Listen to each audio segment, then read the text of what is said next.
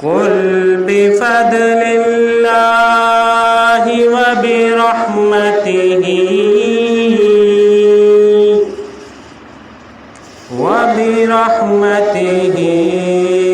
فبذلک فلیفرحوا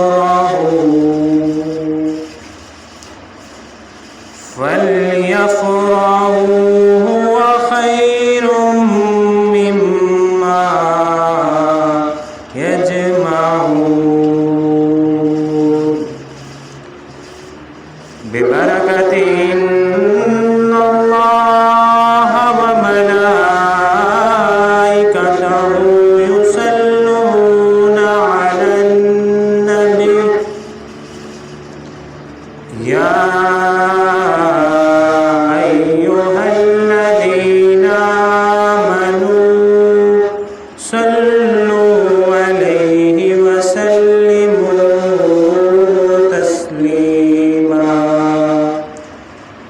اللهم صل على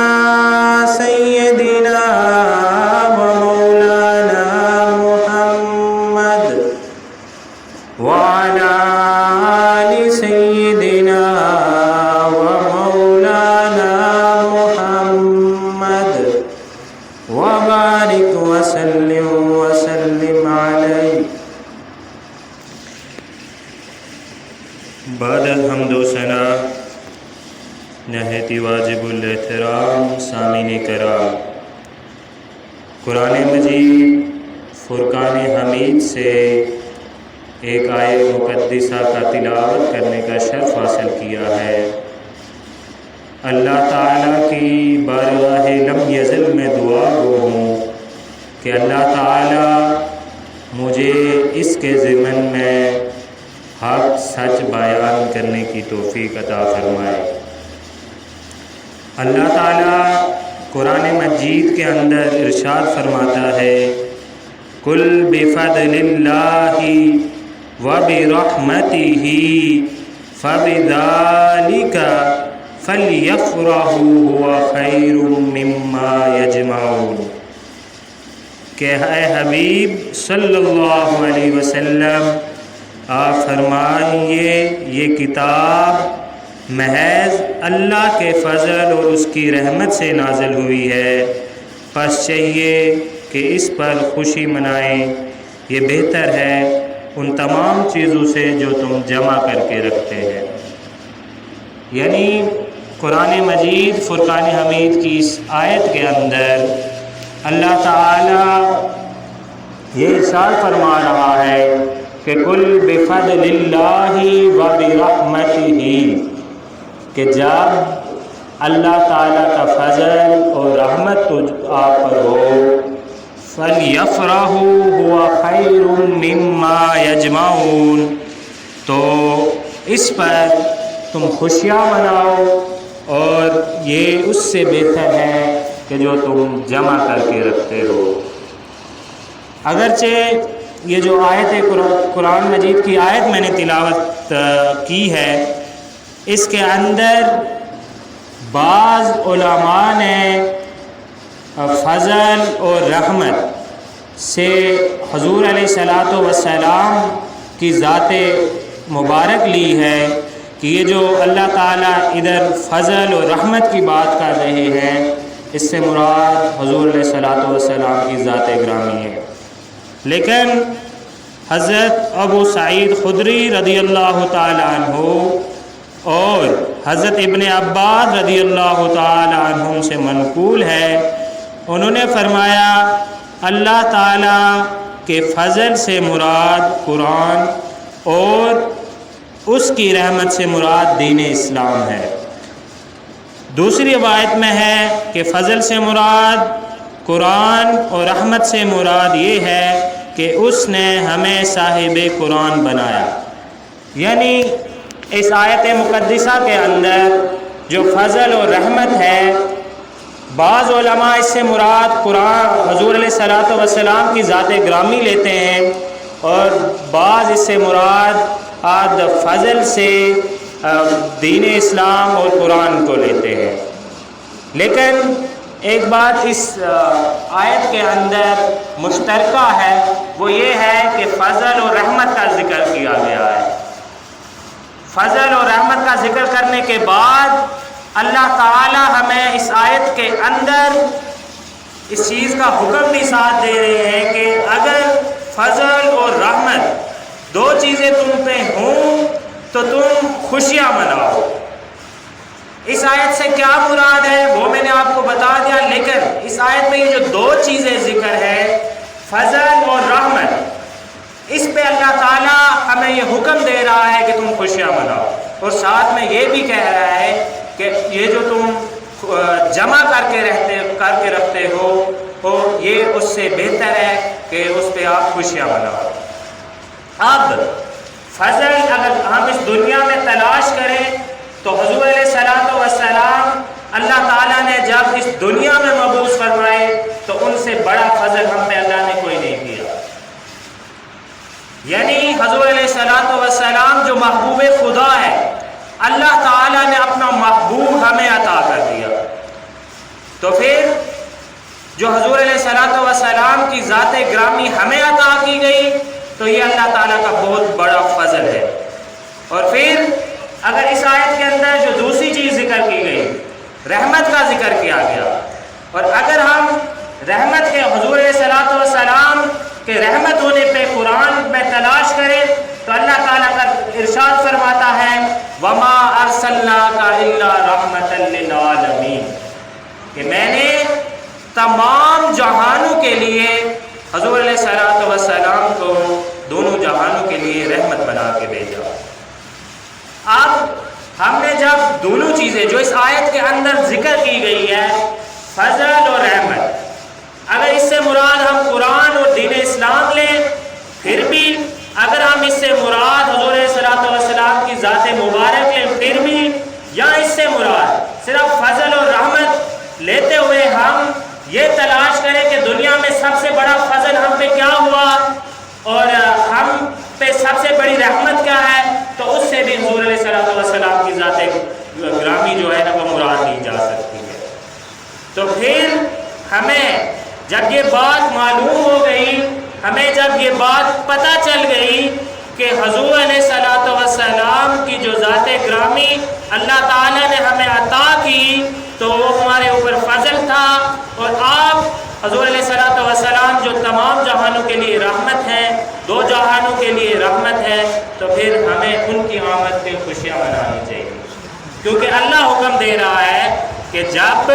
تم پر فضل اور رحمت ہو تو اس بات پہ تم خوشیاں مناؤ۔ تو پھر کیونکہ حضور علیہ الصلوۃ والسلام کی ذات مبارک ہمارے لیے فضل بھی ہے اور رحمت بھی ہے،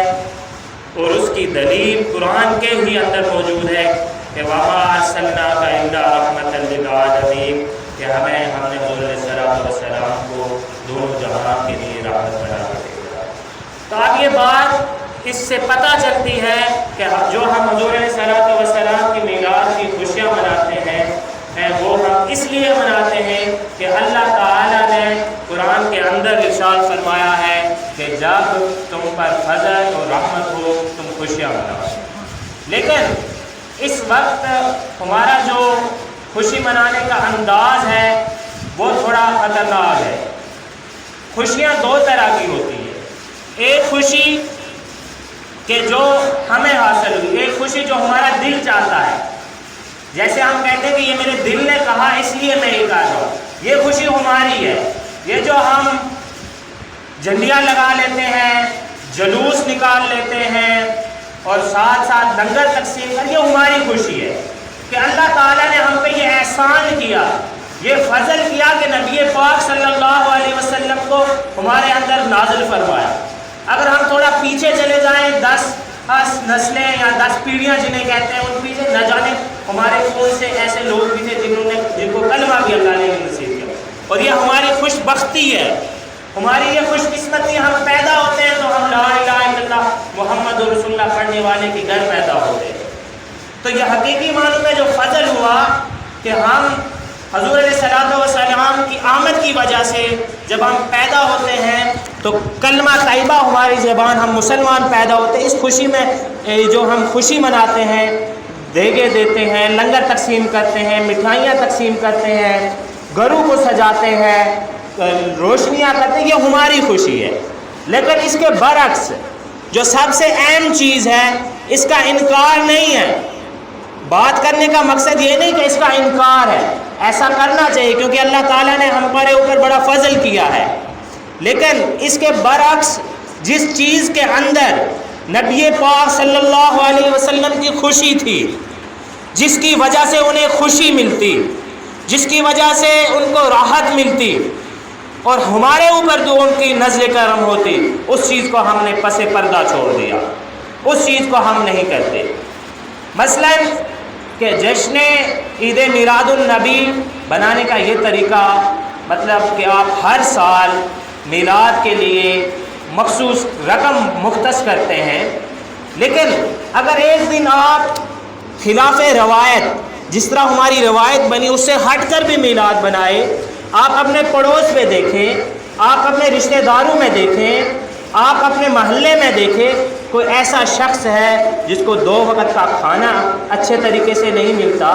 آپ خوبصورت کھانا پیک کریں، پیک کرنے کے بعد اس کے اوپر لکھیں جشن عید میلاد النبی اور اس کے گھر پہ دے آئیں۔ جب آپ اس طرح میلاد بنائیں گے، پھر سے میں یہ بات کرتا ہوں کہ وہ جو ہم مناتے ہیں روایتی ہمیشہ سے اس کی انکاری نہیں ہے، اس کا انکار نہیں ہے، لیکن میں یہ بتانا چاہتا ہوں کہ وہ ہماری خوشی ہے،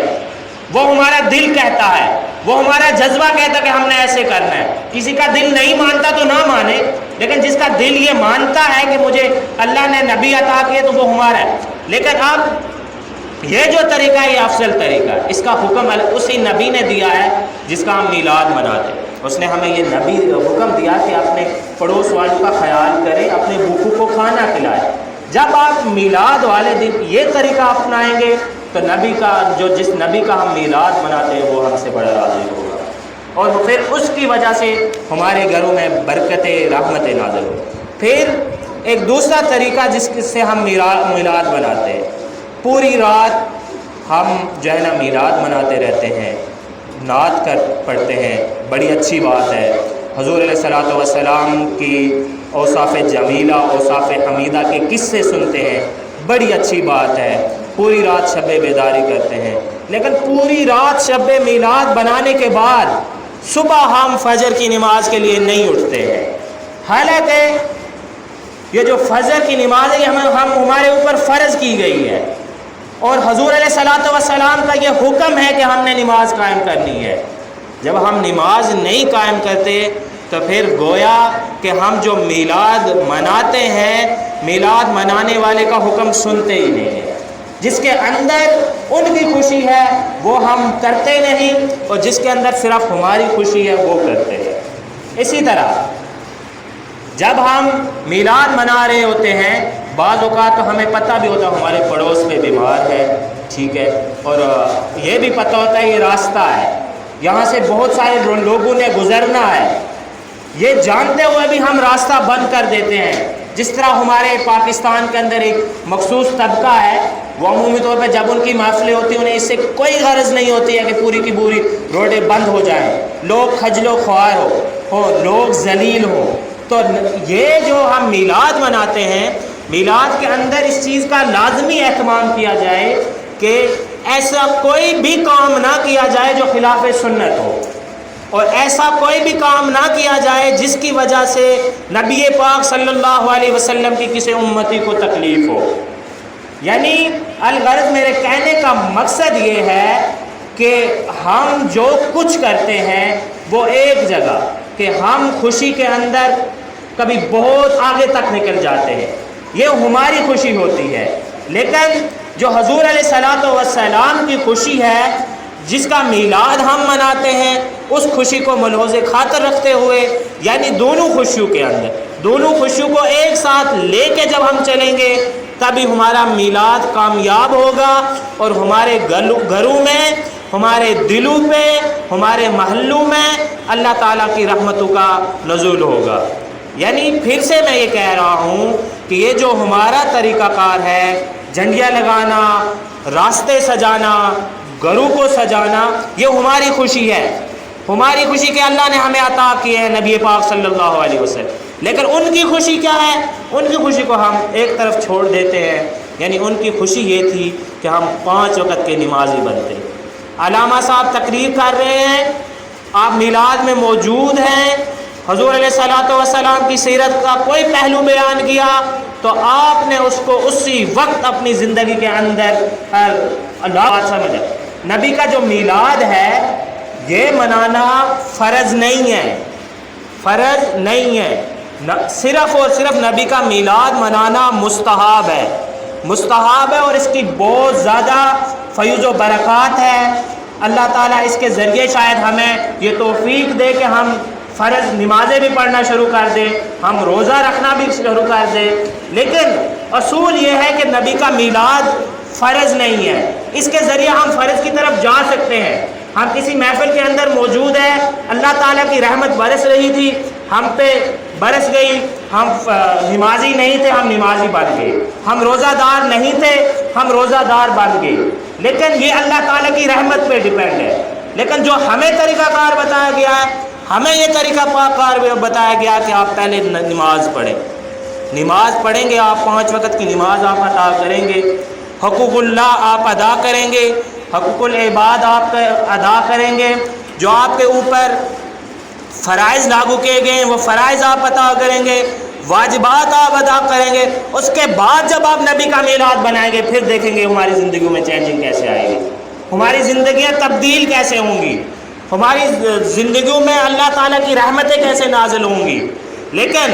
اگر ہم ان ساری چیزوں کو ایک طرف رکھ کے فرائض واجبات کو چھوڑ کے صرف اس بات پہ محدود ہو جائیں کہ نبی کا میلاد بنانا ہے. میں نے پہلے عرض کی کہ نبی کا میلاد بنانا بہت افضل کام ہے اور اس کی وجہ سے ہماری زندگیوں میں تبدیلیاں آ سکتی ہیں. لیکن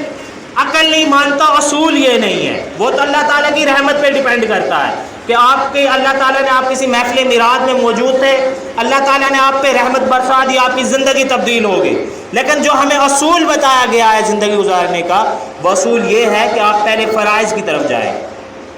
نبی کی نعت ہو رہی ہے، نبی کی میلاد ہو رہی ہے، آپ دیکھ رہے ہیں کہ نماز کا وقت، فرض نماز کا وقت جا رہا ہے، تو وہیں پہ چھوڑ دیں محفل میلاد کو اور جا کے نماز پڑھیں.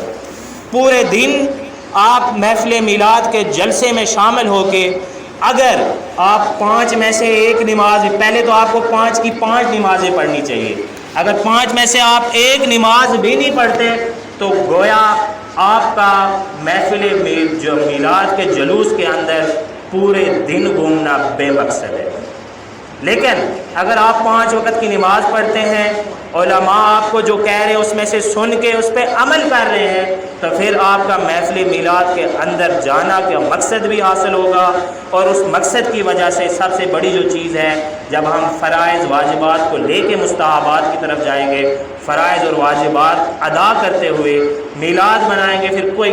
یہ بھی نہیں کہے گا یار وہ میلاد پوری رات مناتے رہے، نماز نہیں پڑھتے، پوری رات میلاد مناتے رہے لیکن جب نماز کا وقت آئے تو سو گئے. کوئی نہیں، اعتراض بھی کوئی نہیں کرے گا. اور اس کا فائدہ یہ ہوگا کہ جب فرائض اور واجبات آپ ساتھ لے کے چلیں گے، اس کے بعد آپ میلاد بنائیں گے، تو اس کا یہ فائدہ ہوگا کہ آپ خود بخود دیکھیں گے آپ کی زندگی کے اندر ایک دم چینجنگ آ جائے گی، آپ کی زندگیاں تبدیل ہو جائے اور اللہ کی رحمت، نبی علیہ الصلوۃ والسلام کی رحمت آپ کی طرف متوجہ ہو جائے گی. اور دن بدن آپ کی زندگی کے اندر، گھروں کے اندر سکون والی کیفیت شامل ہو جائے گی. اللہ تعالیٰ کی بارگاہ میں دعا ہوں کہ اللہ تعالیٰ ہمیں اپنی خوشی کے ساتھ ساتھ جو اللہ تعالیٰ نے ہمیں نبی صلی اللہ علیہ وسلم ہمیں عطا کی، اس پہ جو خوشی ہوتی ہے، اس کے ساتھ ساتھ جو جس چیز کے اندر النبی پاک اور اللہ تعالیٰ کی خوشی ہے، ان پر بھی عمل کرنے کی توفیق عطا فرمائے. وما علیہ